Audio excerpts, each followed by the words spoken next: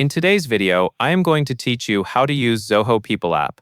We will walk through the 4 most common actions you will use day to day: tracking attendance, requesting leave, logging time in a timesheet, and viewing your personal profile details. Follow along on your phone and take it one screen at a time.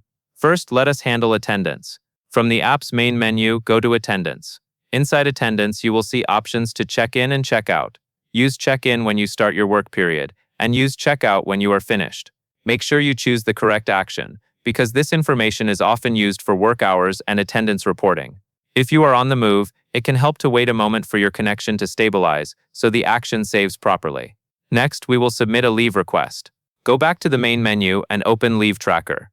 In Leave Tracker, select the option to add a leave request.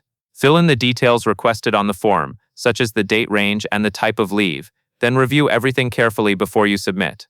A good habit is to double-check the dates you selected, so you do not accidentally request the wrong day. Once submitted, your request will typically follow your organization's approval process inside the app. Now let us log time worked using the timesheet. From the menu, go to Timesheet. Inside Timesheet, open Time Logs. This is where you record the hours you worked for a day or for specific tasks, depending on how your organization tracks time.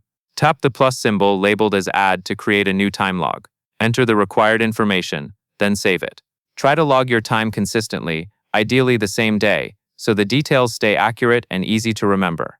Finally, to view your personal data, go to Self-Service, then select My Profile.